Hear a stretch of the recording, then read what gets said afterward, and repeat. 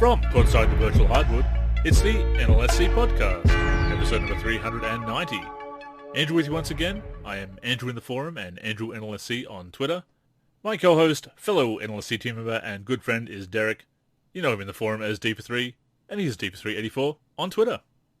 I am happy to be here with the ever-consistent and oh-so-dedicated Andrew Begley, who has been running the NLSC for over 20 years now. Yes, thank you very much. It's a long time. Quite frankly, it's overwhelming to think about. It's more than half my life. I've been running the site longer than I haven't been running it at this point.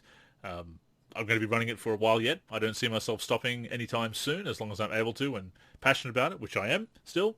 We'll continue to do it. So it was, quite special to celebrate the 20 years of the site. And of course, we're celebrating the 25th anniversary of the site itself, which we'll be doing some things in the coming months, the rest of 2021 to do that. Some ideas we have to freshen up the site and some content as well. But yes, thank you. And thank you to everybody who's been sending nice messages when I put out a little statement on our Facebook and our Twitter, and a lot of nice responses to that, a lot of supportive comments. So I really do appreciate it.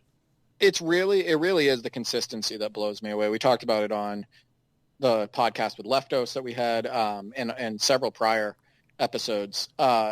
It's the fact that how long has it been since you haven't missed an article, like in a week? A daily post would be every day since, and we don't have it in the archive because we have changed content management systems a couple of times since then, but December 31st, 2006. So 15 years, going on 15 years of consistent updates every day, making sure that there's something every day for people to check out.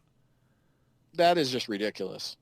That's why I had to lead it off with consistency, the words consistent and dedication. It's amazing. And I love that people still read those articles and you get comments on them and you're still passionate about, the NLSC and, really enjoy, not only putting content together, but seeing the community make content and, post on the NLSC and whatnot. So, it's been great. And I'm really happy to be a part of the team now. Absolutely. And, we've had our ups and downs and the community's changed and we've got our challenges that we've faced and new ones I'm sure that are ahead of us, but I do appreciate the support for the content and the people uploading to the download section, because obviously modding is a big part of what we do, but we want to do the original content as well and focus on that gameplay as well as the modding and commentary on basketball video games and wish lists and everything else. Everything we do for basketball gaming, as I say every week on the podcast, very important.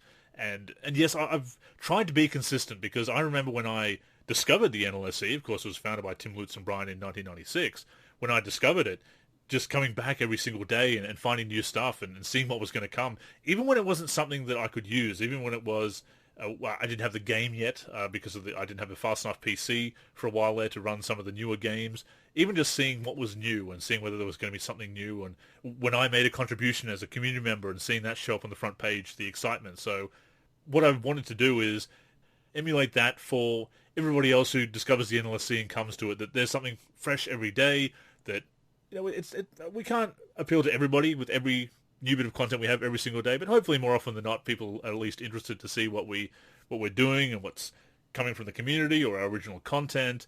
So I want people to have that same feeling that I always had when I visited the site before I took over it 20 years ago.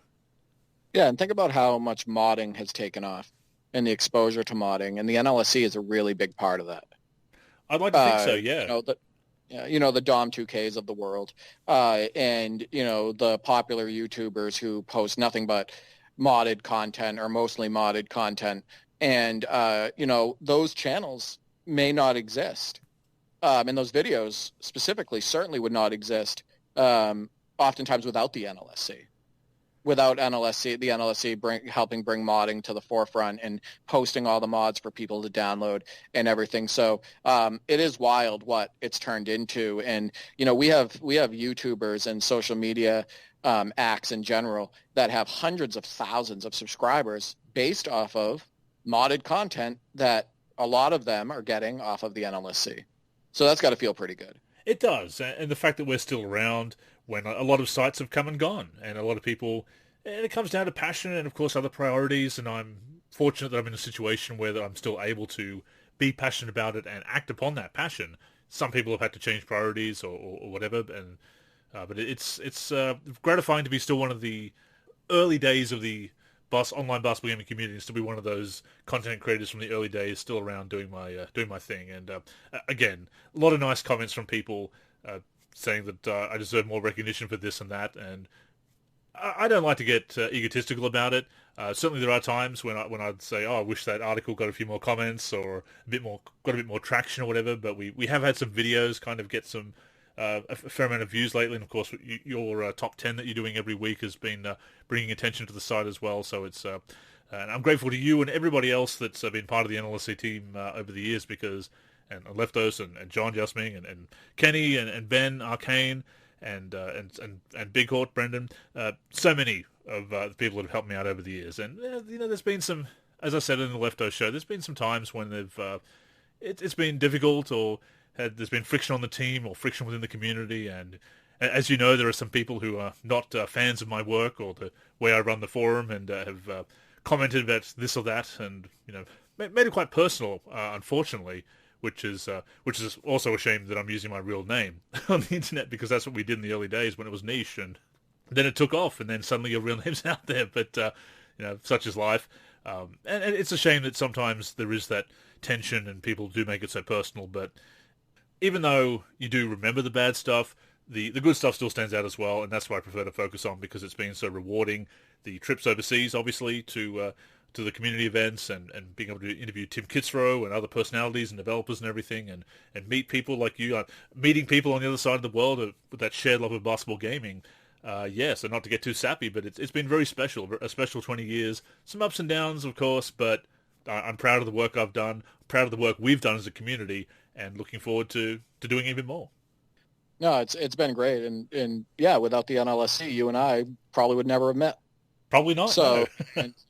and, we become good friends, and we're playing NBA Jam OFE, and all the Parsec possibilities now, playing different games and stuff like that. It's been a lot of fun. you wouldn't have been able to beat me with an incredible shot in NBA Live 10. Oh my God, top 10. Yeah, we got to get into that in a minute, but I have a real question for you. Shoot. The next big question, and I'm wondering if you'll have a TV show on this. There's a decision, but will you be the next 2K NextMaker? I'm not sure that I'm on their radar. And probably, even if I threw my head to the ring... Let me put it this way. I couldn't get into the EA Game Changer program. So if I can't get into that, I don't think 2K is going to really want me on board somehow. I don't know if you'd want to be on board. Good point. Oh, yeah, I'm not 100% sure. We've talked about it before on other shows. And in theory, it sounds great, right? Like, oh, look, you maybe you're a content creator, and, you promote NBA 2K, and you get incentives for it and all of that stuff. But because we heard about EA Game Changers being silenced, right? Sure. Like, don't critique this, don't critique that, all of that stuff. You and I can't operate that way. Like, No. We can't be restricted. We care too much about the truth, about honesty, stuff like that. I'm not sure that it would be something that you would seek or like if you got it. No, I mean, I've seen how it works for people who have got that working relationship with 2K, especially now that they have the monopoly, basically, on the basketball gaming space, or the basketball gaming space at any rate. Look, I'm not going to sit here and throw accusations and say that everybody who's ever worked with 2K is just a shill and lying. We have seen people that absolutely shill. I won't shy away from saying there have been shills in the community, unfortunately, but I've seen how they've had to tap dance around things, and how they've had to be very careful. And look, I understand professionalism and being constructive, and perhaps taking a step back and realizing, okay, I need to be a bit more diplomatic about this, because I do have this working relationship, and I know the devs, and I know them personally, and I know that they work hard, so I'm not going to be that person, 2K is trash, and F you this, all that stuff, and the people that really take it to the extreme. Diplomacy and professionalism, absolutely. But the lack of honesty that we've seen from people that have had that relationship with 2K, I just have a feeling that's how it would go, and I don't want to do that. I don't want to have to create content where I have to lie and mislead people about the quality of the game. I don't want to be silenced or lose that position because, I dared to speak up and say, hey, this isn't actually as good as you're claiming it to be, and Right. the community's not happy. To not be honest, I wouldn't be happy about that content. And I said it in my in my 20th anniversary article, the Friday Five. Look, I could create. There's a lot of content I could create, but I wouldn't be happy with it. And as you alluded to before, because it wouldn't be honest, wouldn't be passionate about it, and that sincerity has to come through for me. And maybe that means that I don't get the perks and the exposure from working with 2K rather. But it also means that I can look at my content and say, well, I'm happy about what I'm producing, and I'm being honest about this, and I'm not trying to BS my fellow gamer, and that's important to me. Right. I think also you would struggle with the same thing I would, as far as like, if something deserves a hard critique with professionalism, it should get a hard critique. Like I wouldn't accept throwing a soft critique at something that deserves to be hammered harder 100%. and throw it at the end of the video. You know what I mean? Like, don't put this in the meat of the video, but if you want to mention it, you can throw it at the end. Like, I don't want my content created like that, and I've seen that with content creators where they will hype up the game. They'll say, oh, look at these builds and all of that stuff, and they'll do it for, like, the first 45 minutes of a video, and then they'll throw a soft critique at a big issue for, like, 30 seconds or 60 seconds at the end of a video, and that's it. It's like, oh, well, I brought it up. Right? Yeah. That's what they'll say. I brought it up. What do you mean? What do you mean? I talked about this. No, you really didn't. And you didn't give it the attention that it deserved, and we all know why. So I don't think that you and I would be good for that. But here's the thing. A lot of content creators out there, they don't make great content. They're just promoted heavily. You and I have talked about this, right? And they're promoted by the right channels. It's the same thing that is with somebody who has, I don't know, let's just say somebody has 800 followers, and all of a sudden they become part of a program like this. They make a post that doesn't have much substance. Maybe they show like a quick highlight or something like that, but it gets retweeted and quote tweeted by major influencers who are trying to push that up-and-coming influencer, right? And then all of a sudden, that post, which doesn't have much substance or creativity at all, gets like 1 million impressions, right? Or gets tons of shares and all of that stuff, and it gets seen by more people. And a lot of the content creators get boosted that way, and then what happens is you end up getting like subpar content or below average content from some of the major content creators, because all they're getting is like reply boosted and promoted constantly because of who they're affiliated with now, right? And because they'll push 2K or they'll push EA Sports titles and all of that stuff. So it's no different. Like the same thing with the Game Changer program. But I don't want to be somebody, and I don't think you would either, somebody who has my content restricted and who's promoted just because of my affiliation, right? Not because my content is great quality. Exactly. So, we wouldn't last very long, I think, in those programs until we started speaking our minds, perhaps, and then the perks and the badges would disappear, and the in-game badges and everything would suddenly mysteriously disappear, or not so mysterious as the case would be. And I understand it for people who want to make content creation a living, and it's one of those necessary evils. Unfortunately, it does lead to throwing the community under the bus, and we've seen a lot of it, obviously, and that lack of quality in the content, as you said, is quite disheartening. But certainly that lack of honesty as well, and like you say, throwing it in at the end of the video, or just or even spending most of the video almost apologizing for the critique, or blaming the gamer, like, oh well, yeah, it's a problem, but really gamers expect too much. We're kind of selfish and whiny and entitled. They're asking for value for money or legacy issues to be corrected after so many years. So it's kind of pushing that back onto the community, and I hate that. I don't like content that critiques but softens that critique so much that it suddenly becomes the gamer's fault that the game has problems. right, exactly. No, and I agree with that. I was just watching the video again, actually, the 2K announcement from their main handle, and I noticed that Troyden's dressed up as a hot dog in it. But no, he's showcased a couple times. And for those who don't know, it says, introducing NextMakers. We're looking for creators worldwide to partner with at Play Wonderlands, at Midnight Suns, at NBA 2K, and all our titles, Let's Connect. And it says dev access, exclusive info, affiliate opportunities, hype you, and more. So like hype yourself, basically, like grow your channel, grow your brand. And then it says, think you're next, head to nextmakers.2k.com. So I know of a couple people that have already applied or who are applying. And I also know that a couple of people that I follow have already been accepted as NextMakers, and they received their NextMakers package and whatnot. So this is definitely a thing. It sounds an awful lot like the EA Game Changer program. Big surprise. But yeah, I guess we'll see how it goes. I mean, hopefully, I've seen a couple of people that I follow too get it, and I know them to be pretty on the level, so hopefully it does work out for the best. Because like you say, in theory, this is a good idea. It is unfortunate that, and this is something I've seen change over the 20 years that I've been running the NLSC, is that change in interaction with the developers. Obviously, now everybody has access to them through social media if you are respectful and follow them and whatnot.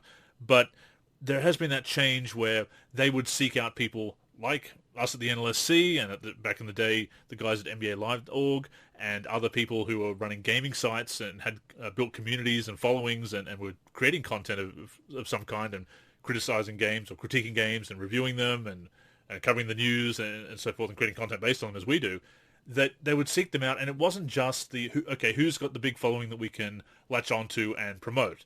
And they stressed to us to be honest in our feedback. And they wanted that. And they wanted that at the community events. And a lot of that's been shuffled out to the influencer crowd and who's got the biggest following and who can promote the game rather than who can actually give us the best quality feedback. And anybody who doesn't really toe the line kind of gets shuffled out. And it's a real shame that it used to be who are the most passionate, knowledgeable people in the community, which I felt I was one of back in the day, at least, when it came to NBA Live. And I'd like to think that I still know a thing or two about both Live and 2K these days. Who's the most passionate and knowledgeable? That's who we want to connect with in the community. Now it's, who's got the biggest following and the most subscribers or whatever on YouTube that we can latch onto and we can bring them in under our umbrella and really promote the game. And look, it's a sound strategy, don't get me wrong. I understand the reasons for it. And look, people say, oh, well, it's just sour grapes. You fell behind. You don't have a big enough audience. You're just bitter. Hey, maybe a little bit, but I know how good it was when we were able to, not just us, but other people in our position, give that quality feedback and be involved with it. And when it was about connecting with those people and not just, let's hype up the game and pull the wool over the community's eyes and create content that's kind of shallow and very much hyping up the game and glossing over issues. That's been a very unfortunate change over the years. There's a lot of things that have improved in the community over the years and connections and everything, but that is one thing that I think has really gone downhill, and it's the explosion of social media. If I can get on my old man yells at cloud soapbox for a moment, the explosion of social media it is a factor, absolutely. The explosion of social media and the explosion of online play and the issues that come with it, and the pushing people to online and stuff, I think it heavily factors in the increase in not just the increase, but the invent of microtransactions and the non-consumer friendly stuff. And like I was just thinking about it too while you were talking. I was like, if they ever reached out to Andrew or myself and they said, hey guys, you need to tone down what you say about our microtransactions process, we would be like, hell no. Yeah. Like we're not gonna do that. Or if they said to me, they said, this is the reason why defense is the way it is. You got to tone down about, the blow-bys, about, the defense moving out of the way and us just being able, you just being able to go to the hoop. I'd be like, hell no. Like, I'm not going to stop talking about that. It's been an issue that's plagued the game for years, and it really frustrates people. And the AI needs to be stronger. So, I think sometimes, you and I was like, maybe we should throw our hats in the ring and, fill out an application. And then if it goes sour, we can just leave, right? Like something like that. But then at the same time, it's like, do I want to be affiliated with a company? Would I even attempt to be affiliated with a company that is running things the way they are right now? Right. Yeah. So there's just a lot of different things that go into it. But I will say this, just to circle back. How about that top 10 plays of the week? How about that, the game we had, the 2002 on NBA Live 10? Oh, that's incredible. And just to wrap up on that point, would we be able to cover the amount of games we do if we're working for 2K and, going back and playing Live 10? Probably not. And then we'd miss out on talking about what was a fantastic game of Live 10 over Parsec. The 2002 Clippers versus the 2002 Mavericks, makeshift retro teams, using fantasy teams, which has kind of been our thing in Live 10 since we figured out we could do that and figured out how to do it with the players left in the game. Pretty authentic for the most part. As we said before, it's surprisingly authentic, at least the way we put it together and play with it. There was a part of me that was like, damn, I lost. But at the same time, what a cool way to lose. I said that about the NextMaker thing. I said that actually in a response to somebody. I said, I like to cover all sorts of games. I like to show gameplay from all sorts of games, all different companies, et cetera, not just 2K, but NBA Live and some of the old companies that were making games that no longer make basketball video games anymore. I wouldn't want to be restricted from doing that. Are you kidding me? You're going to tell me I can't post gameplay footage from Parsec playing other games? Like stuff like that is the stuff that I worry about. I'm not saying that they would as part of that program. That could be just a crazy assumption of mine. But I would guess that they would want our content to be focused solely or mostly on 2K. I think so. Yeah, and I think that would put a big hitch in what we love. So it would remove some of the stuff that we love to do and post and engage and whatnot. As far as that Live 10 game, Dirk fails me every time I use him. He does. I'm taking good shots. I'm wide open. I'm missing everything. He started off that game 4 for 14, and I'm taking good shots. And you're running it down my throat with Darius Miles and hitting threes with Quentin Richardson like he's Steph Curry. And what a wild game. It was a really fun game. Like you said, we did makeshift rosters, 2002 Mavericks versus 2002 Clippers, and we had enough players to make it realistic. The court for the Mavericks is very close today to what it was back then. They're one of the least changed courts, so it looked good too. But the number one play of the week came from that game. You threw a pass to, I think it was Quentin Richardson, which I don't blame you, to try to win the game, and it was tied up. And I intercepted the pass and did a spin move with Michael Finley and launched a shot, probably, say, 8 to 10 feet behind half court. 50-footer, surely. That might have been the biggest swish I've ever seen in video game history. Yeah. That net exploded. Oh my God. It exploded. And what an amazing call. Like on the call, the announcers, the way they reacted to it, the instant replay right after, it was just like a perfect moment. I told you, like, my brother was actually watching us play, and he said, holy crap, but with the S word. And holy bleep. It was, how rare is that for that game to end that way on a game winner? That was just fantastic. It was Michael Finley, by the way. It was the whole battle up to that point, because I'd kind of fallen behind, then I pulled ahead. You had a couple of, as you say, Dirk was letting you down. I made a couple of big threes with Quentin Richardson, Eric Pietkowski, another video game legend of mine, playing on the Bulls in that case, but on the Clippers in this case, as he was in 2002. And back and forth battle in the fourth. Thought that I might be able to pull it out, but then you tied it up. So I'm like, okay, I'm going to hold for the last shot, because worst case scenario goes no overtime. And I was trying to run down the clock, and then I do make that pass, and you intercept. And I thought, okay, well, you're beyond half court, right? So this is probably, you're gonna fling it, but it's probably going to be, I'm going to have to get this done in overtime with the young Clippers against the Mavericks. And then it goes up, and then it just, as you say, the net, boom, just explodes straight up through the rim. I was just, no way. I wish we were mic'd up for it. What a shot. That is going to be one of the best plays I think we've seen already in our sessions.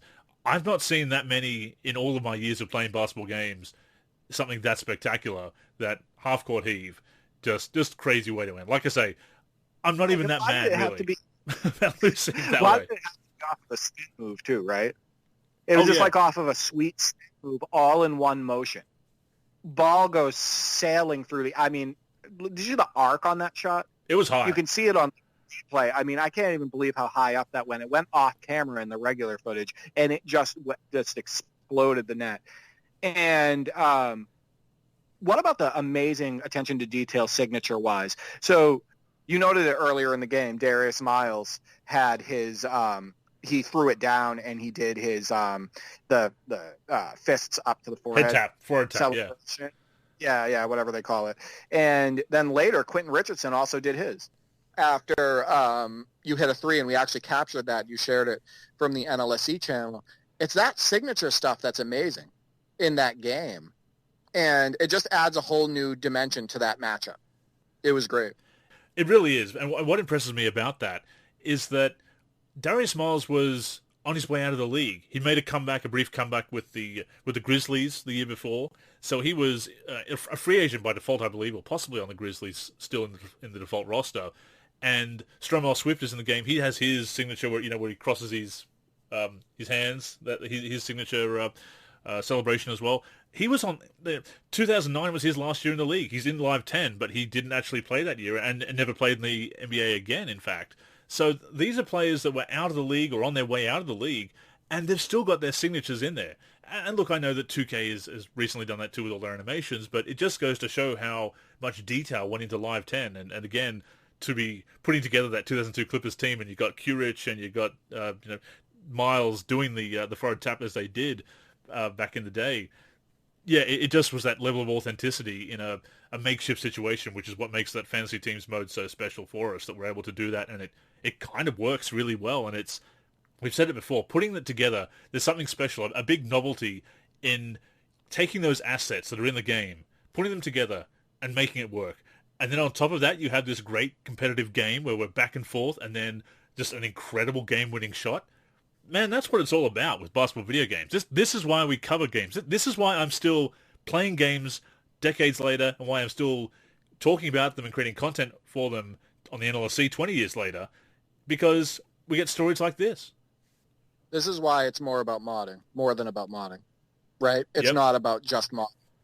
We're using stock assets here and putting this together. We're not even changing any of the ratings. We're putting the teams together, jumping on the floor, jumping on the court, and just having fun. And how awesome is that? That's what I miss, that loose fun and that human versus human 5-on-5 experience. It's just human versus human and human team-ups in general that are in a fun atmosphere playing fun games that aren't just super frustrating. I also want to point something out that, the signature stuff with guys that are either on their way out of the league or out of the league, et cetera, or just, hanging out on the free agent list, not even signed to a team. When they put signatures for guys like that, that shows me that the dev team cared. They cared about the product and they were having fun with it. 100%. It makes me think that the dev team and the program coordinators, even if they don't have their hands on making the animations, the people giving the directions, that they're having fun with it. And guess what? It makes for a more fun experience for the end user, which is us, for the consumer, Life etc. So is packed with that. You look at Steve Nash sitting down on the sideline instead of being on the bench. And no matter what team he's on, fantasy teams, or if you trade him around, or look at Vince Carter getting booed in Toronto, but if you trade him back to Toronto, they cheer him. That's incredible. Yeah. People don't understand. People don't understand that EA Sports was doing some great things at that point. They just don't get it. That was fantastic. And, we hadn't played NBA Live 10 in a little bit because we were on the road trip on NBA Jam OFE, and both of us have also been kind of busy with stuff. And we jumped back into it after a couple weeks of not really playing it much, and it was a blast. And that's awesome. And think about how long this kick, and that tells you something too. Like if you can just jump into a game after a couple of weeks of not playing it and the sticks feel right, you know what I mean? Like the game feels good still, and you're like, hey, this is great, and hey, this is why we were on that kick for a couple months, etc. That says replayability. It says there's quality components to the game, that it's fun, all of that stuff. I've talked to you about some of the titles that I've been revisiting lately, like And One Basketball, And One Street Ball, and Street Hoops, and stuff like that. And I pick up those games, and I'm playing them, and I'm like, I could play this for a couple hours. Absolutely. And I could revisit this in a week. I could revisit this in a month, and I could still have a good time. You guys are going to see a top 10 play coming next week's countdown from And One Street Ball. And it's fantastic. It can't be duplicated in another video game that way, right? And when it happened, I was actually playing with the Live King. He was connected to me using Parsec. We were both like, top 10. That's crazy. you said it after the 3-pointer with Finley as well. I'm like, no question, man. I think I said top 10, and you said top 1. And my brother at the same time, you were around that time, and you said like top 1. He goes, that's number 1 for the top 10 plays of the week. But yeah, it just tells you a lot about the dedication and the love for making the game when you see that stuff in it, like the Quentin Richardson stuff. It really does. And it speaks volumes that they hold up that we're playing them. You and I, we admit that we're kind of crazy as far as our retro gaming habits with basketball, but at the same time, I've been enjoying playing 2K14. Even though I'm so sick of MyCAREER in the recent games, it's just been fresh to go back and play it because I never did back in the day. Just going through it and seeing the story unfold and seeing stuff that I hadn't seen before.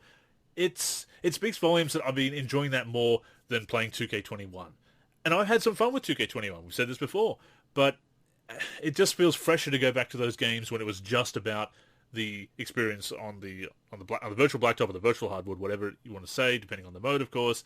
And as for N1 Streetball, I have written a Way Back Wednesday on that. That will be coming out at some point in the future. Just have to decide when I want to schedule all my articles that I've written in advance.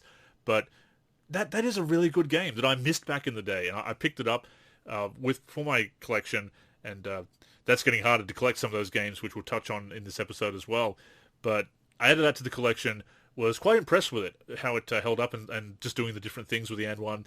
And it's very interesting that it's kind of that hybrid sim and arcade style of game. And I know that Lady Culture, shout out to Lady Culture, has brought it up before that there's not a lot of sim-oriented streetball games. They tend to be like your NBA Street, which is that arcade style, which is a lot of fun.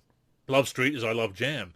But to have that more sim-oriented streetball experience, that only a couple of games have really kind of gone down that road, with Street Hoops and One Streetball being a couple of them, both made by Black Ops, I believe. Different publishers, but both the same developer.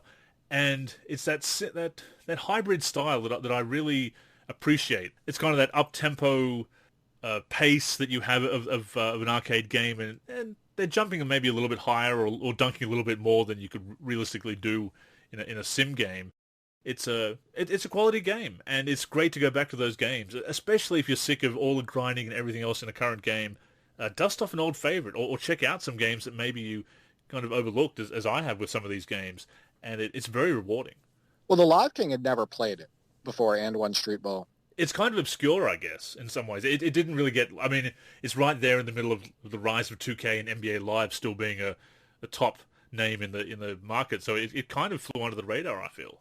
Yeah, it was also a PlayStation 2 title in 2006 when the new generation of consoles were coming out. So that's another thing why I think it kind of fell apart as far as like popularity goes.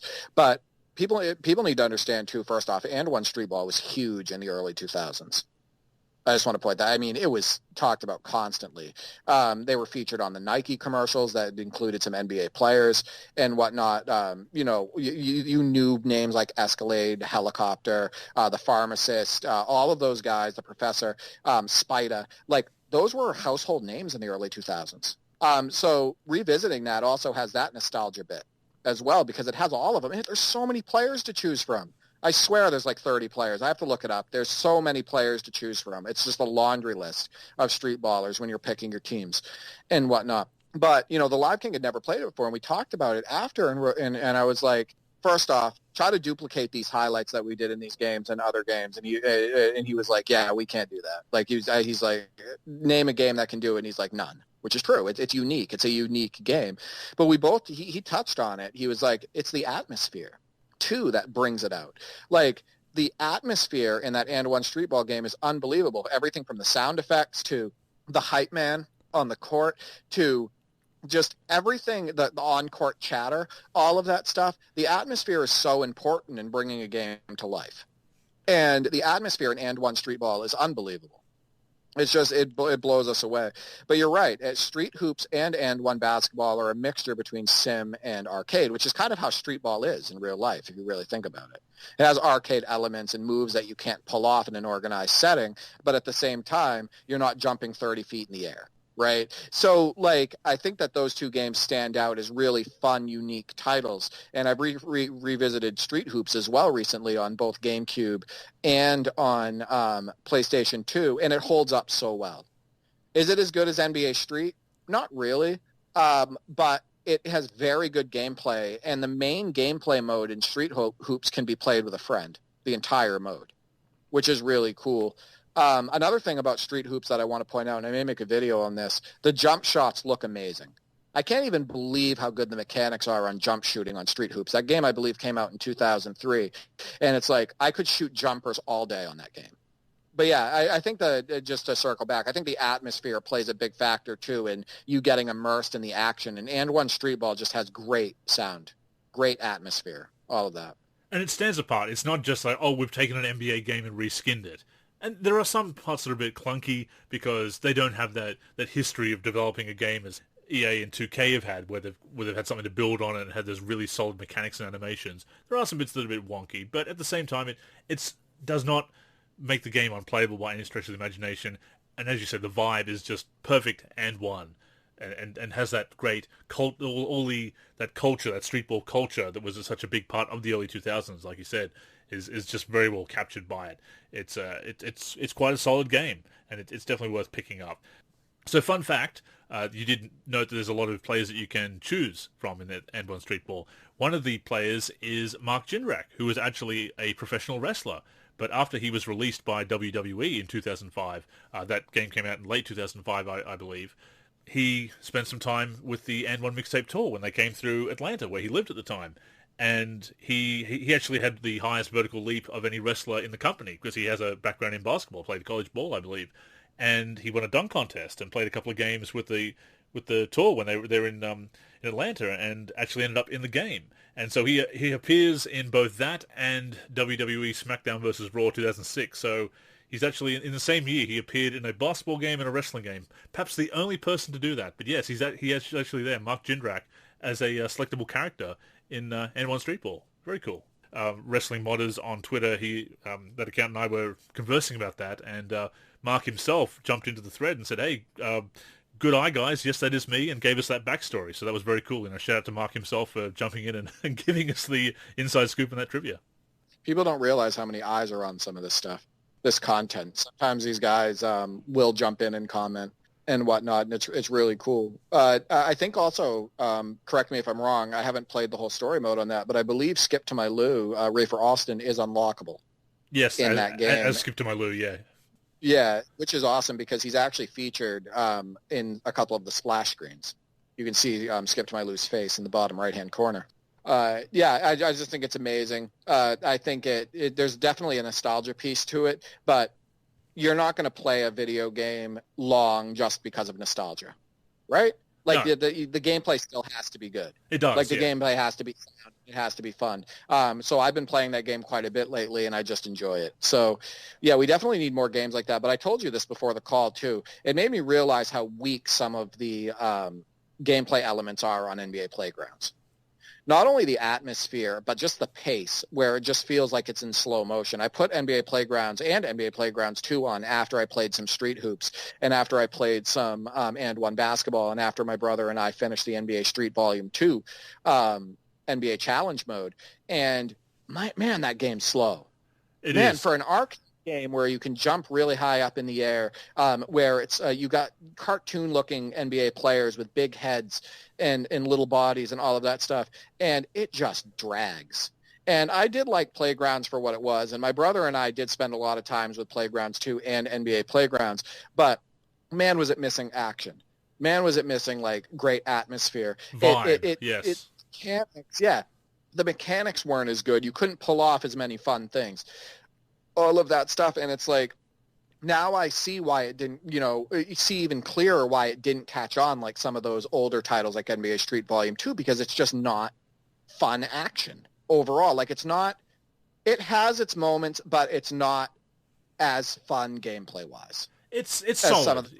Solid is one of those overused words, I know, and I've used it a couple of times on this show and also to describe And One Street Ball. It's fine. Like, it is not... I've played much worse basketball games than Playgrounds and Playgrounds 2. It is... I referred to it as a poor man's NBA Jam crossed with Street before, and I stand by that, and it sounds more insulting than I mean it to be, really, but at the same time, it just doesn't capture that same spirit that Street or Jam did. It's admirable. It gave us something new to play. It can be fun in its own right. It does have some very... It's not... great as a single-player game, which is how I play a lot of these games, and that's the great thing about Jam and Street, because I know you play a lot more multiplayer than perhaps I have consistently over the years. but Street and Jam are still fun to play against the CPU, for me anyway. Playgrounds, not so much. And the vibe is not there, the atmosphere is not there, the mechanics they're okay, but they've kind of brought in, as we've said before, that sim element to an arcade game with a shot meter and lower shooting percentages from 3 and missing too many dunks and things like that. It's just not as fun.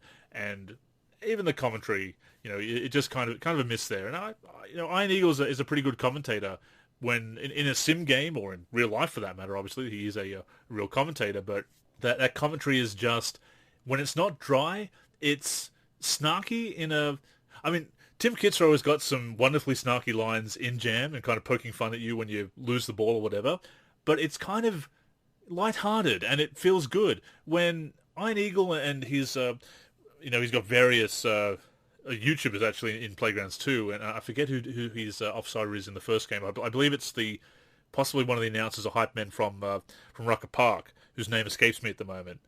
But it feels mean-spirited. It doesn't feel good. It feels overly snarky. It's like it's really making fun of you for, well, I didn't really mess up there. That's just the game. And it's sort of, people say, oh, you're being too sensitive. But no, it's not that. It's just like it doesn't have that fun vibe and atmosphere. That's what I'm getting at. Yeah, his commentary doesn't bother me in NBA Playgrounds, but it doesn't stand out. Yeah. Right. So it doesn't stand. It's not great. It's not bad. It's accepted. It's good. It's good commentary. It just doesn't stand out. And I think that Iron Eagle, I told you about this. I believe he's on the mics with Bill Walton in NBA Shootout 2004, and that works really well for him. And I'm not saying he did poorly either. I just think that how excited do you think he's going to possibly be on the mic when the game plays the way it does? Yeah. Right? We just talked pace. What do you expect? And what do I expect? Like, I can't expect him to do much better on that, because the game drags in comparison to a game like NBA Jam OFE. And you and I have been playing so much of NBA Jam OFE lately, and I don't remember what level I'm up to, but we've finished several divisions and whatnot, and you just get so immersed in that gameplay. Because of the pace, because of the atmosphere, it supports the commentary from Tim Kitzrow too. It does. That pace, atmosphere, the way the players move on the court and the action and what's happening and all of that stuff. And he has more lines. He has more catchy lines and stuff like Durant's got his groove back, right?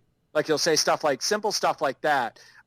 He's on him like a rug or something like that. Like, he has so many different catchy lines. And he delivers them so well, and he's so excited when he's doing them. And the pace of the game matches what he's doing and staying. That's why that game is so great atmosphere-wise. Great, like, elements, it just makes a lot of sense. No, the EA Jam games, I still feel they're underrated because people look at them and say, oh, it's EA and they're not good games. No, they are fantastic games. On Fire Edition is arguably the best game in the series, one of the best arcade basketball games of all time. I stand by that, and that's a fantastic game. Love playing it. Speaking of Tournament Edition, which is my other favorite NBA Jam game from back in the day, I showed you one of the prices of trying to get the PlayStation 1 version, and I can't even... That version that I showed you, I wouldn't be able to play anyway, because that was the NTSC version, so I'd be importing it from the US and wouldn't be able to play it on my, PS2 or PS3 with its emulator, PS1 emulator in both those consoles.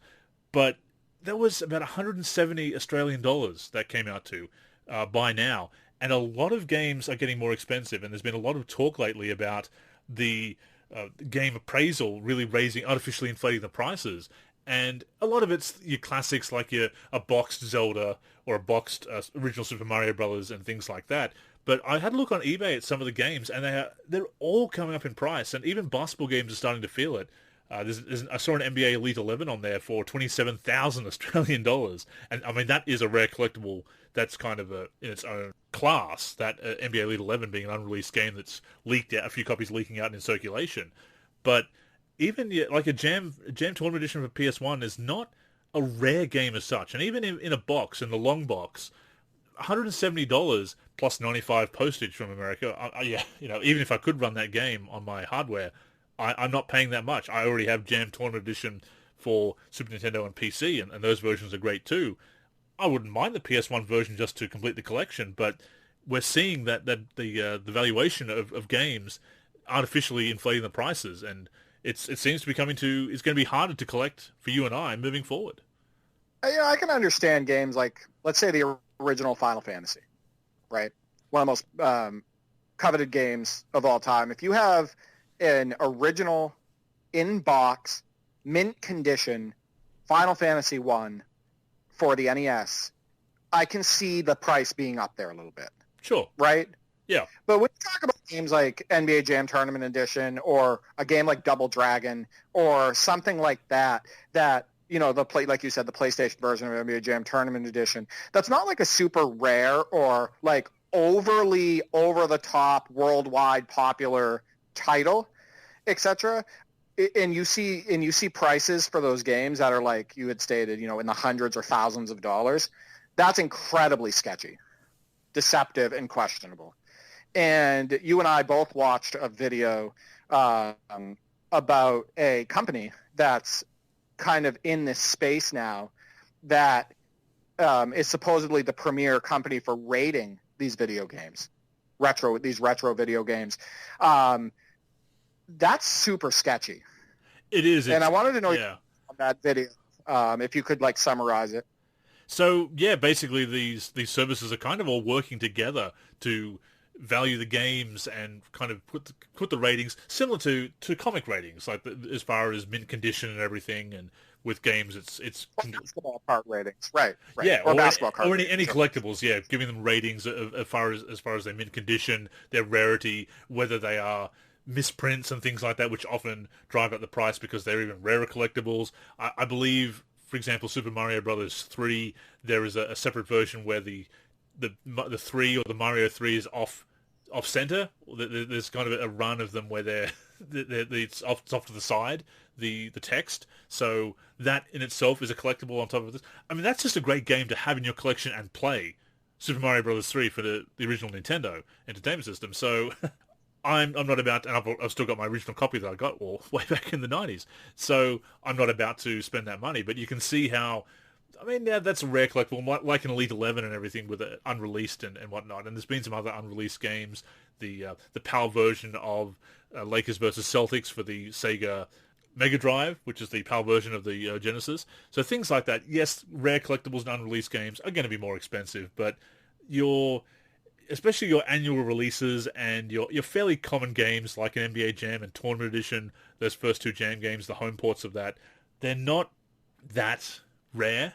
And yes, it may be rare to get them complete in box in good condition, but it's still a very inflated price. They're working together to drive up that price, and even saying when they buy these games that they're going to put them up to auction. So they're already floating that idea that they're going to make a big profit out of this, and it's a shame because it is pricing a lot of people who would love to just have the games to play, to have in their collection, not just to have on a shelf or to sell later on or to flip for even more money. I mean, there are collectors who do that, and if that's what you want to do and you're spending your money and that's how you get your enjoyment out of life, that's fine, to each their own. But a lot of people who would just love to get these old classics from their childhood or check out a game they've never played before, and now they've got to pay that much for this. I mean, some games like original Mario's are on they're available digitally on new consoles, but not all of them. Certainly not a game like Tournament Edition is not available because of licensing issues. The only way to play it is either to source those original copies or, hey, emulation. That's wild. I think the entire thing is wild, and I really feel bad for those people who do pay those prices and think they have no other way to get a hold of these games. So I did want to touch on that really quick, though, because I just think that's absolutely crazy. And the basketball card market right now is booming, as you know. And I believe like a Kobe Bryant card recently went for like $2 million, I want to say. Like it was a rookie card, possibly signed and whatnot. So for those of you who have basketball cards, I would take a look to see how much they're worth and maybe go get them graded. But yeah, the sports card market is booming, and I heard that same thing with like Pokemon cards and whatnot. Oh, it doesn't surprise me at all. But speaking of collecting games and shooting up in price, I think I've mentioned it before. I know I have it in an article. I think I brought it up on the show before as well. But there's 2K10 for PC, which is not a rare game. It is literally the best-selling game that year, possible game that year. 2K10 was because of course they outsold 2K9 outsold Live 09 the previous year. So 2K10 best-selling game. PC, okay, it's not the top platform, probably a little bit rare on that platform, but a couple of sealed copies I saw on eBay of 2K10 PC for $10,000 for the two of them, and I thought this is just because it has Kobe Bryant on the cover and he is tragically passed away in the accident like that, and that kind of disgusted me to see that, because that is another example of artificially boosting the price of a game, because 2K10 it's pretty good. 2K11's a lot better, but and yes, it's sealed and there's two copies of them, and certainly yes, Kobe's on the cover, but that is not a $10,000 game. Okay, even $5,000, $10,000 for two, it is not a $5,000 game. I mean, as you know, I picked up NBA 2K10 for the PC over the last couple of years, the disc version, because it wasn't available anymore on Steam and whatnot. And I want to say I only spent, I don't know, $20 on it and whatnot. It's still the same game. Yeah. I still got it, quote unquote, new. Like, it's still the new game. How does it work? It works just like that, $1,000 version, or $500 version, or whatever version they put it out there as. So, you know what? I'm happy with my NBA 2K10 and what I paid for it. Yeah, I had to get a second copy because my copy seemed to be a bit scratched. The disc wasn't being read properly anymore by any of my desktops or laptop, so I needed to get a second copy as a backup copy, and I did find one that was much cheaper. I did not pay $10,000 for two sealed copies of 2K10, but I saw that and I thought that's a bit rich, and doing that as well to kind of capitalize on on Kobe's tragic passing, it was a bit distasteful as well. But certainly, yes, it can be an expensive hobby, and I'm quite happy, very happy, in fact, that my collection is as big as it is, and that I haven't spent too much money over the years, and that I've amassed that collection before it's before maybe some of those games really shoot up in price, or that I've kept my games that I originally had. I feel very fortunate about that. Exactly. And you know what? The people that put up those prices, they know that somebody out there will buy it. That's why they're doing it. I mean, they know that somebody out there is going to spend that kind of money on a mint condition Kobe Bryant cover NBA 2K10 game, and they don't care how else they're if it's fair or not. They'll just they just want to make the money. No question. No question. But of course, 2K10 going head to head with Live 10, and speaking of head to head in Live 10, we're going to be doing the tournament in NBA Live 10. You put together the brackets. We're going to be doing it over Parsec, so that's going to be fun. Yeah, I can't wait. We're supposed to be starting the games this weekend. Q, a.k.a. Eric, is having issues with his computer at the moment, so his games might not be able to start this weekend, but we can get some of the other games in. I'll be hosting most of them, if not all of them, on Parsec, and that's something that I kind of want to do, not only because I have a strong internet connection and I know that the experience will be good for the two end users who are playing against each other, but I get to take the highlights. Exactly. And I get to put that stuff together for the community and really highlight the tournament and these great games and great plays that are made. I think it's unbelievable that we can do this. I think it's unbelievable that Parsec allows me to host other people can connect with me as the host on Parsec and play games right off of my desktop against each other. It just opens up a world of possibilities. And I plan on us doing a lot of tournaments. Yeah, we've got 10. We've got the NLSC. Yeah, we've got Live 10. We've got, obviously, come March, we can do the March Madness, NCAA basketball tournaments. We've got Jam on Fire Edition. There's definitely a lot we can do, and we no longer have to rely on the servers being online. So it's fantastic, and it should be fun to do. We're both going to be participating. We're on opposite sides of the bracket, so we'll see if we can make it through to the finals and face each other. But yeah, it should be a great tournament. Yeah, I ended up choosing the Nuggets, even though they don't have Iverson, which it's the Iverson teams that I really love, the Iverson Nugget teams. But they still have bones from those teams. It is Billups, but they just still have J.R. Smith and Kenyon Martin and Nene and Carmelo Anthony and whatnot. So I feel like that would be a really fun team for me to compete with, and I would have felt a little bit guilty using the Celtics just because I feel like they could be a little bit overpowering. So, we'll see if we can meet and have a Nuggets-Bulls finals, but there's plenty of talented NLSC members that are taking part in the tournament, so we could easily be knocked out as well.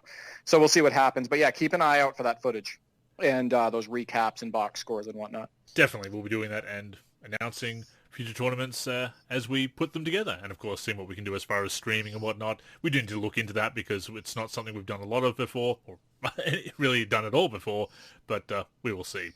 But apart from that, Derek, we've talked a lot about old games, but there is actually a new game coming out, which surprisingly we're almost an hour into the show now, and we haven't talked about it, which is NBA 2K22. It's been one of those weird previous seasons, maybe the weirdest on record.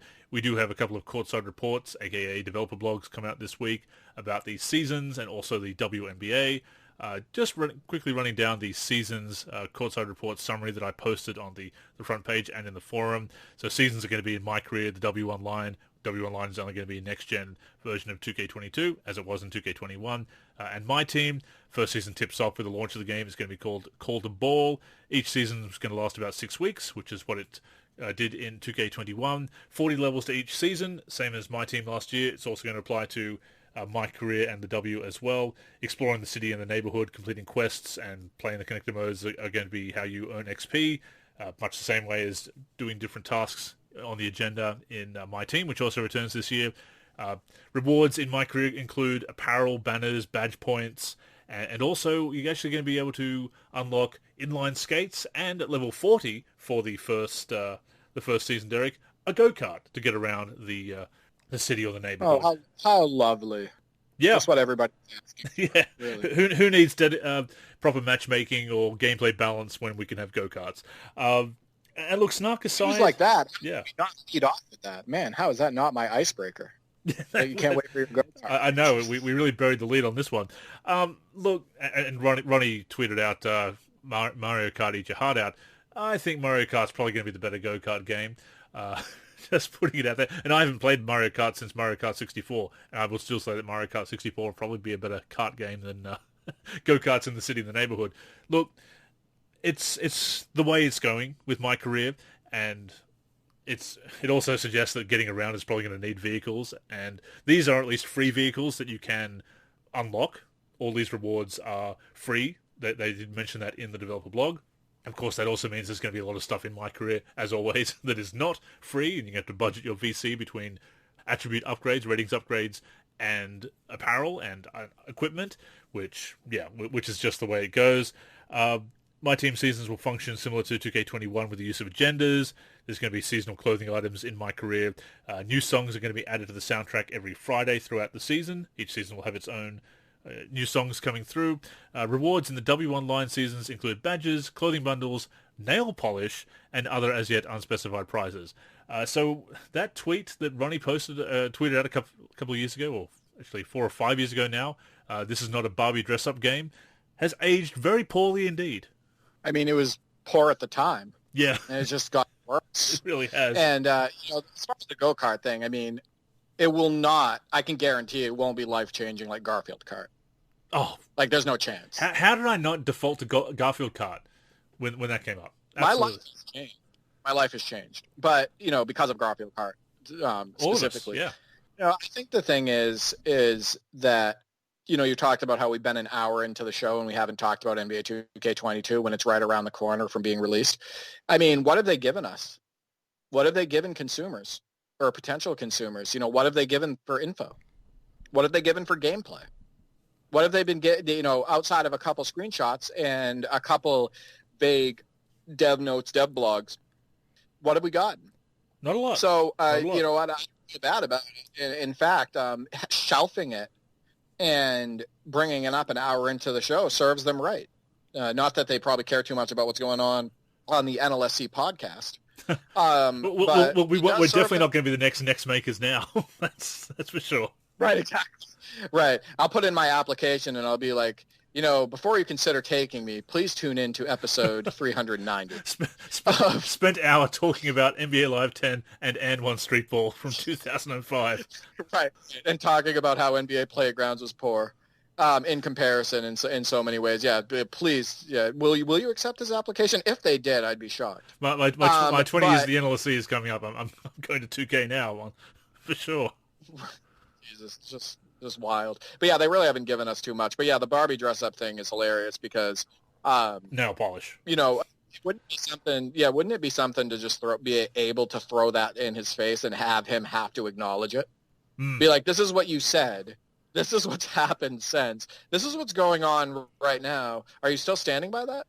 If so, let's state your case, and if not, jump in your go-kart and leave. So it's absolutely ridiculous. A go-kart that is nothing like the life-changing Garfield Kart, as we said.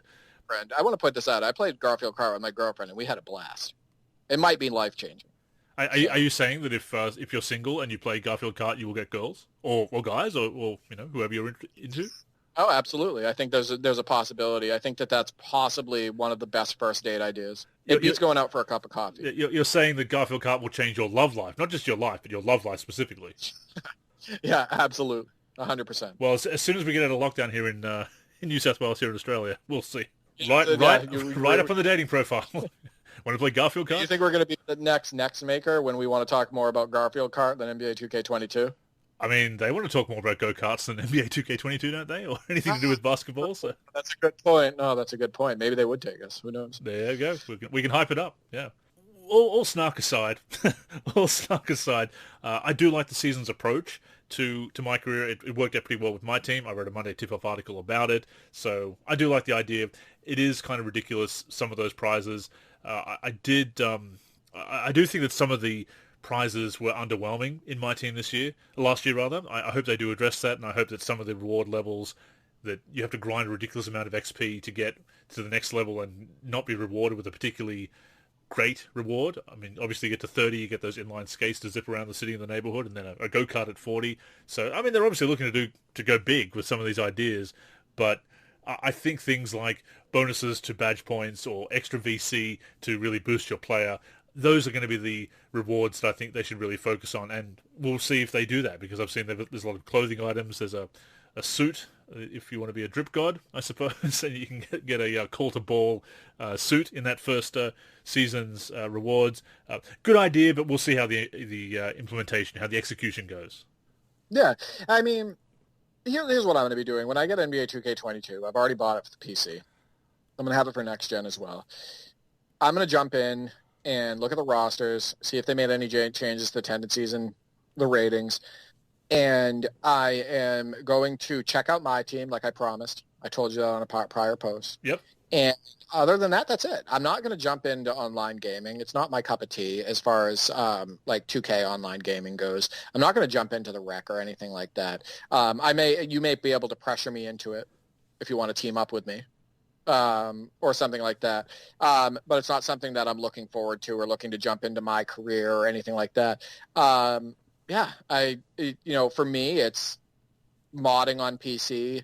It's playing Legends with my brother, playing my NBA if we like the game enough, and checking out my team. So a lot of these updates, this go-kart stuff, the Barbie stuff, season-related stuff related to MyCAREER, all of that stuff. That I care about that for other gamers, but for me, it's not something I'm going to touch. No, fair enough. I mean, look, that would be interesting if you were up for it to go into the rec and to see how it goes. Just perhaps I could show you what I've dealt with before, but I don't think I'll make a convert out of you, because quite frankly, I don't want to. I don't want to really go into it myself moving forward. Which is not to say that I won't, because I think that will be part of keeping tabs on the community and being able to talk about that and write articles and make suggestions moving forward, and also to do a proper review of the game to see how it all works. But there are definitely things that I'm not going to be touching as much as previous years, and I'll check out the season's approach, and it should be good for my team as well, where you'll probably make better use of that. But it's we'll see how it's implemented. But as for the WNBA this year, specifically the W and the W Online, which is the WNBA's career mode in 2K21. Again, this is a next gen only feature in 2K22, as it was in 2K21.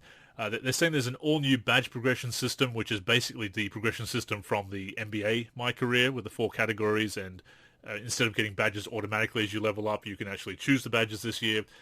Again, they're calling it all new, but it's basically what we had in previous games, just in the NBA section, in the NBA version of the mode. People were saying it was very similar to NBA Live 19. Sorry to interrupt you, but the badge loadouts.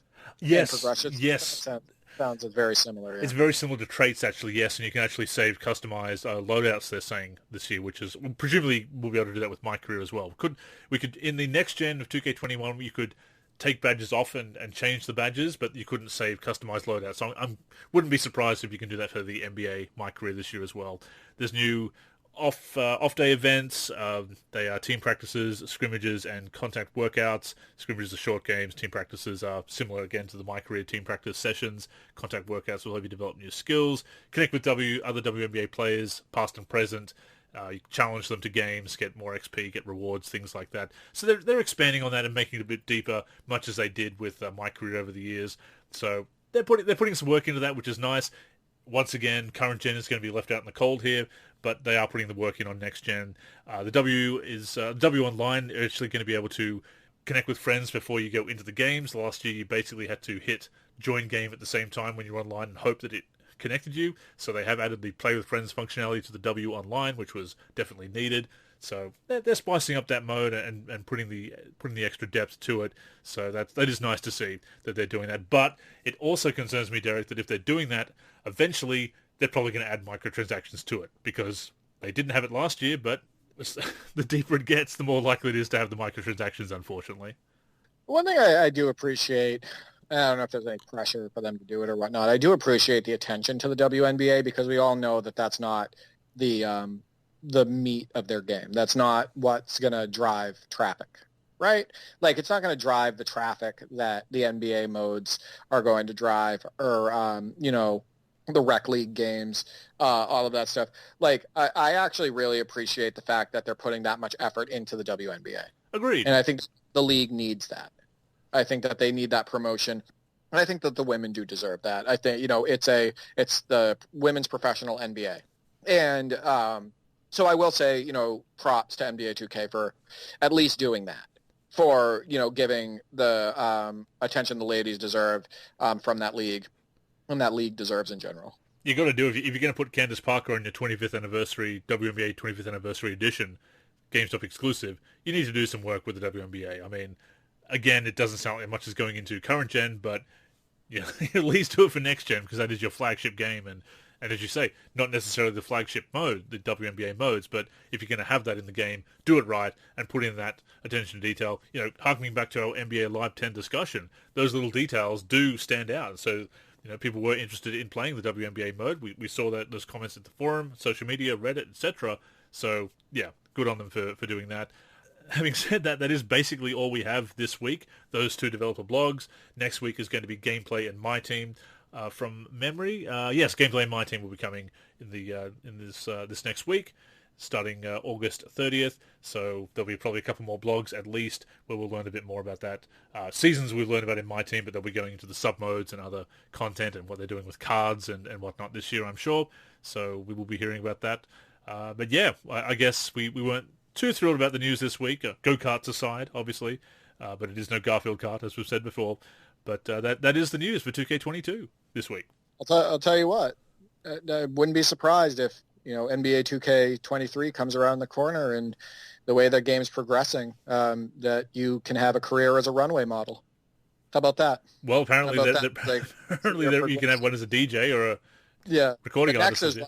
It's going, and then we can really shove that in Ronnie 2K's face. Here you go. Yeah, it's just, you know how I feel about it. Yeah.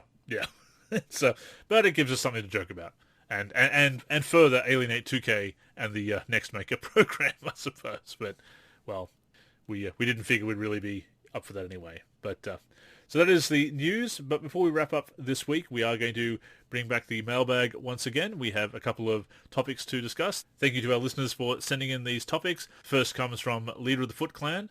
Isn't that Orokosaki Shredder? The Leader of the Foot Clan? But no, it is...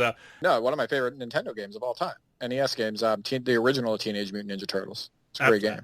And the arcade game by Konami, of course. Fantastic. Fantastic game. Leader of the Foot Clan at aka_Chuck_Cross on Twitter suggests talking a little bit about, of course, Rob Jones and Scott Gallagher, OG, going to EA, but of course no NBA Live in sight. Why do we think they left 2K? Was to resurrect NBA Live, or maybe they didn't like the direction of 2K? whether we'd like to speculate on that. And actually TG So Good says that he believes that OG's working on the golf game, on EA's golf game. I mean, I would have thought that the two of them leaving 2K to go to EA would herald the return of NBA Live. That was certainly the speculation that we all speculated, and that was what we all believed. That remains to be seen what's happening with Live, as we've discussed in so many shows before. But yeah, it is interesting that they made that career move. And maybe it still is. People got to remember this only happened recently. Maybe they're still going to be part of the bringing back of a simulation basketball title, whether it be NBA Live or otherwise for EA Sports. Maybe that could still be in the works. Remember, they just came out recently and said that they were still working on an HD game basketball title. So maybe a bigger delay than I thought there would be, because remember, I predicted that they were going to come back for NBA Live 22, and that could be the only reason why they brought Scott O'Gallagher and Rob Jones on board, all of that stuff, because that's the way it looked, right? Like, yep. Why do you bring, especially Scott O'Gallagher, who lives and breathes basketball? That's what he was, an overseas player. He worked on NBA 2K. People only know, from what I gather, Scott O'Gallagher from hoops. So you would think that's the logical thing. That's what he's being brought on board for, especially after EA's announcement that said they weren't abandoning the series and they were working on something for next gen. So I still think that it's possible. I still think that Scott O'Gallagher and Rob Jones would probably play a part in a new basketball sim title. It's just there's a bigger delay than I originally expected. So that's my take on it. I still think that they would be involved. And that is interesting, though, from goods, from TG So Good, that Scott could be working or helping out with, like, the EA Sports golf titles. But yeah, it's interesting. I mean, OG does mention in his Twitter bio that he is a creative director at EA, not specifically on basketball or any other specific project. So it could be that they're working on different projects while they continue to build the return of NBA Live, or a sim basketball game, a HD basketball game, as you mentioned. So yeah, I mean, it certainly seemed logical that you bring on two key people from this very successful NBA 2K Live series. Of course, before he worked on 2K, Scott was working for NBA Live and NBA Live 14 when he appeared on the NLSC podcast. We talked to him on just when he was working on NBA Live 14. So yeah, it seems likely. And as far as why they left, I mean, sort of feel a bit uncomfortable speculating on somebody's professional career, but I mean, yeah, it could be that they didn't like the way 2K was going. Maybe they wanted just a change of change of scene. I mean, you've done everything you can with a certain series, and we are in that era where you don't necessarily work for a company for 40 years and get that gold watch at the end, as they say. Back in the day, you do look at these new opportunities for many reasons, personal and professional satisfaction. So certainly 2K is going in a direction that we've Go-Karts. So maybe they didn't want to work on 2K Kart. Who knows? But yeah, certainly it's going to be interesting to see what happens moving forward, because they're obviously keeping mum, which is their right. That is their job. That is their personal life. As much as they're kind of pseudo public figures being within the basketball gaming community. But yeah, interesting. Yeah, I mean, I played some NBA Live 18 yesterday with the Live King. He connected with me on Parsec, and I streamed from my Xbox One. And we played a game, and, I look back and you see how NBA Live 19 was released, and yeah, it was a frustrating title in many ways, especially after patches, but it had good bones. And something that they could work off of. Playing the NBA Live 18 yesterday, I'm like, they have something to work with, right? That's why I thought that the NBA Live 22 was a possibility, even though they came on late in what would have been the development cycle for that game. And, as far as having bones in place that they can work with and a system that works, that was pretty well received overall for NBA Live 19 as far as the motion system goes. Yeah, that's why I thought it could be a possibility. It was refreshing to actually play some NBA Live 18 yesterday, and I actually really enjoyed myself. And I was a pretty harsh critic of NBA Live 18 when it first came out. But yeah, like I'll just leave it at this again. It doesn't mean that he's not working on something else. Like you said, he's the creative director at EA Sports, it doesn't say creative director for NBA Live or Basketball Sim. So he could be working on the golf game, but also on the side, also be helping out with direction or working on in another capacity on a basketball title. So I'm not counting out Scott O'Gallagher as part of the future of the EA Sports basketball series. And the same with Rob Jones. We don't know what's going on with him either. Absolutely. They could be lending a hand in many areas, and we will, once again, we can only see what happens with the future of NBA Live. But our second mailbag topic this week comes from BB8 Tech Dad at BB8_Tech on Twitter. Shout out to you. By the way, BB has a fantastic NBA Jam shrine. He tweeted that as, what a great setup. I mean, not only does he have the arcade machine, the NBA Jam arcade machine, but he also has the Sega Genesis console game boxes mounted on his wall. Very cool. And framed NBA Jam poster and whatnot, and NBA Jam stools for the arcade machine and stuff. He's a retro gamer through and through and a big NBA Jam fan, and I thought that was really cool that he shared that. Definitely, and thank you, BB, for sharing that with us. And of course, this topic this week wants to know how we feel about ratings that are too high compared to historical players of the 80s and 90s, current player ratings that is, feels that they're too inflated. One of his biggest issues is that so many classic players and how they've got and we've talked about this before, the jump shot of Dominic Wilkins. I know that's a particular pet peeve that you brought up, and Clyde Drexler, of course, and his play style says it's like they don't have a clue. The height and the jump is wrong. A lot of the animations are wrong. Feels that they don't watch much footage or know much about the historical game, and yeah, I mean, we've talked about this before, and absolutely, this is something we do feel very strongly about. We brought up Tim Duncan's three-point rating on the 2005 Spurs, how wrong that was, and how that's indicative of a lot of problems with not just the 80s and 90s teams in 2K, but also the 2000s as well, the retro teams, and current players as well.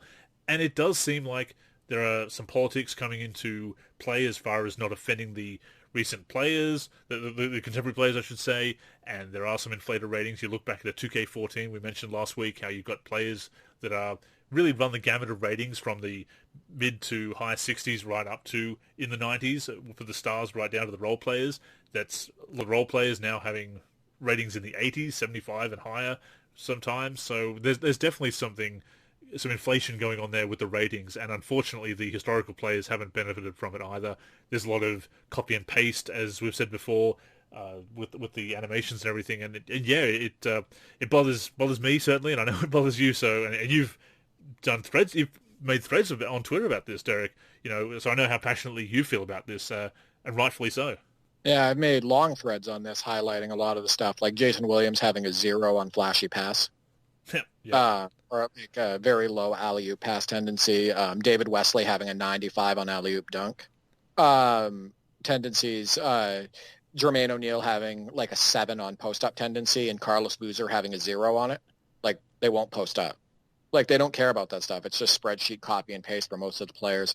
Billy Cunningham having a complete copy and paste of Blake Griffin's signatures for his shooting and for his dunk package and all of that stuff. It's just, bam, we don't care about Billy Cunningham and how he actually played and how he shot and, what his capabilities are. We're just going to make him copy signature-wise completely of Blake Griffin. And they do that even with guys like Tracy McGrady for tendencies and whatnot. He's a complete copy and paste for almost all of his tendencies. As another player, I'd have to look up who it was again. But I posted side-by-side screenshots of both the tendencies proving this. It drives me absolutely nuts. I mean, they have guys today like Brooke Lopez, who is multiple ratings higher than a guy like, overall rating higher than a guy like Daryl Dawkins, a young Daryl Dawkins, who was very good, way more involved, et cetera, with his team, and was a better player at that point. It's very disrespectful, and I'm surprised more former players don't, speak up about this. I think most former players don't know. They're just like, oh, I'm in the game, and then they trust it. But it's absolutely not fair, and it creates a toxic basketball discussion as well, as you and I have talked about many times before. And, these kids play these video games, and they're like, oh, you know more than people who work on the rosters for 2K. 2K makes these guys so poor, and the classic teams play so poor as a result, that kids take this and they run with it and they say, well, this era was full of plumbers. Yeah. right? This area was excuse. full of, they played slow, and how can you compare the classic teams to today?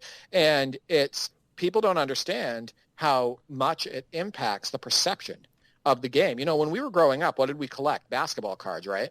And we played basketball video games as well, but stuff like that forms perceptions about the game.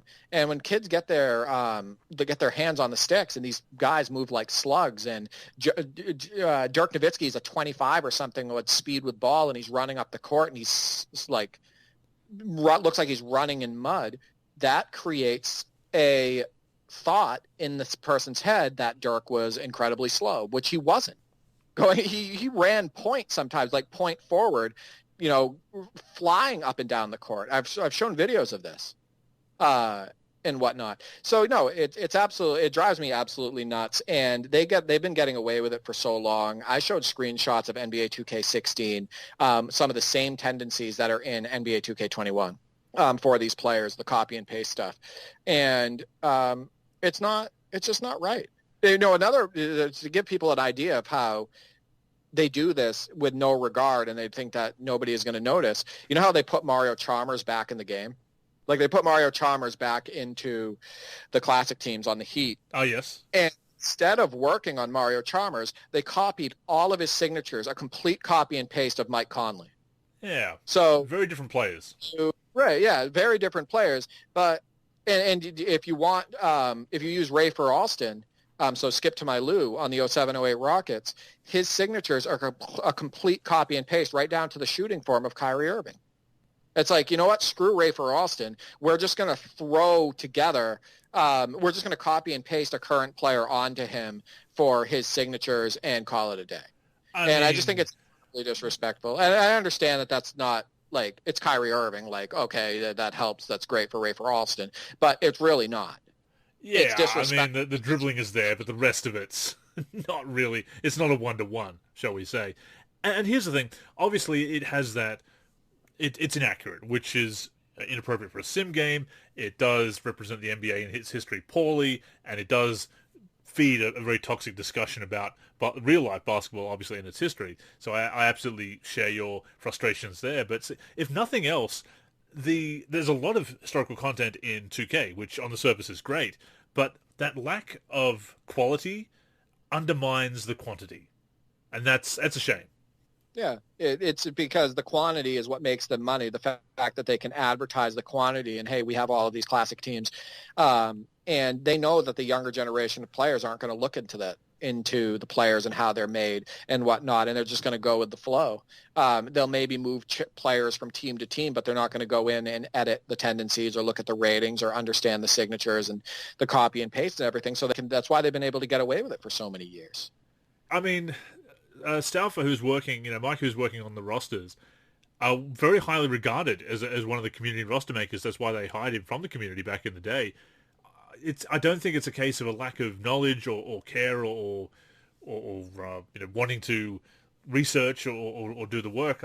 I do think it does come down to politics and pushing the now as being better and rating the players higher accordingly, or tuning the game in a certain way as far as dunk packages and tendencies and whatnot, so that gamers can play a certain way that matches the current style, even with classic players, or just simply not being a priority. I don't think it's a case of that he doesn't care or doesn't know his stuff, because again, his rosters and ratings and whatnot and edits were very well regarded, or tended to be very well regarded in the community, and seems like a cool guy, and talks about the game and seems to know his stuff on Twitter, and knows a thing or two about basketball and the history of the sport. But I do think politics, such as it is, or directives, whatever you want to call it, come into play that do result in this lack of accuracy and lack of attention to detail. And it is unfortunate, because it does lead to so many problems, obviously with the wider conversation about the game, real and virtual, and also just the experience on the sticks. It's a shame, and it does undermine the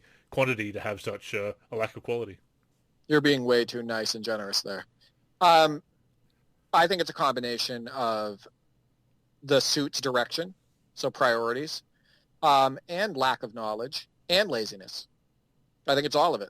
I think if you're a programmer and you just do a copy, if I'll tell you what, if you're a programmer and you copy and paste Mike Conley's signatures exactly onto Mario Chalmers and you just do that and leave it that way, it's lazy. I don't care. I don't care if there's a direction from the suit that just says copy and paste. I doubt that that's the exact direction either. No, that's to be fair. honest with you. You see what I'm saying? Yeah. So if you do that and you're doing that copy and paste stuff and you put all of LeBron's signatures, his shooting signatures and all that stuff right on J.R. Ryder, which is another thing they do, if you're doing that, that's lazy. And it's also the suit's fault. So it's the dev's fault for even implementing it. And it's also the suit's fault for not making it more of a priority and getting the right people on those rosters in order to fix them and make them more accurate.